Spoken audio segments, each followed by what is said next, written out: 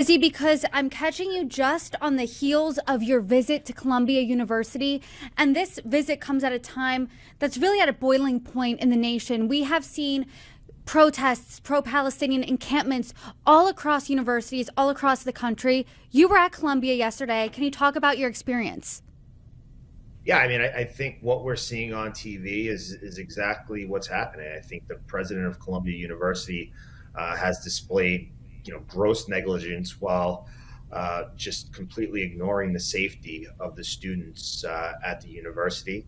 I mean, when she testified in front of the Education and Workforce Committee, she actually refused to say if the phrase "from the river to the sea, Palestine will be free" is anti-Semitic, and that really should have been I guess the switch that went off for everybody as we watched the recent events unfold as to how Columbia would be handling it.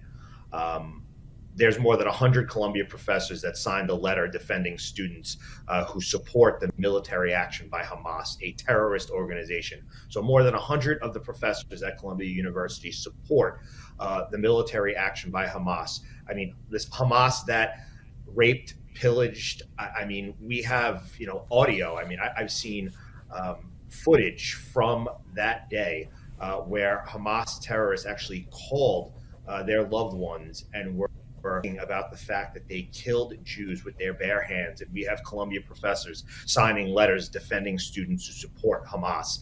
What we've seen over the last few days at Columbia, and the fact that the president and the administration, the board of trustees at Columbia has decided that students are not safe enough at the university, that they should be learning virtually, is absolutely insanity. I mean, I was there yesterday with my colleague from New York, uh, Congressman Mike Lawler, as well as the county executive from Nassau County, Bruce Blakeman, and Sid Rosenberg, who's a radio uh, has a radio show here in New York, and we wanted to be there because we wanted to express to the Jewish students that there are people that support them. I mean, when you go into Columbia right now in the streets around it, I mean, there are hundreds of pro-Palestinian, pro-Hamas, pro-Hezbollah supporters, and very often, I was a detective in New York City, and I know that very often, the loudest voices are the ones that seem to be heard the most. And we wanted to make sure that the Jewish students at Columbia know that there are people that support them, that there are elected officials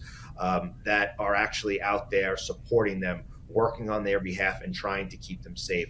People that are governing not just on their next tweet that's going to go viral, but actually doing the work that they were elected to do. And that's really why we visited Columbia, so that they knew that there was people supporting them. And I think what we saw there, again, is exactly the issues that we're facing. I mean, thousands of people protesting. And I've spoken to some of my law enforcement colleagues that I used to work with, and we're seeing some of the same protesters. Obviously, they're wearing masks and they're covered up. But when they are arrested, if they are arrested, we've already seen some of those protesters are the same protesters who protested the BLM and during the BLM riots. So, I mean, these are paid professional agitators who, quite frankly, are wearing shirts and headbands. I am Hezbollah. I am Hamas. They are praising terrorist organizations, and it needs to stop.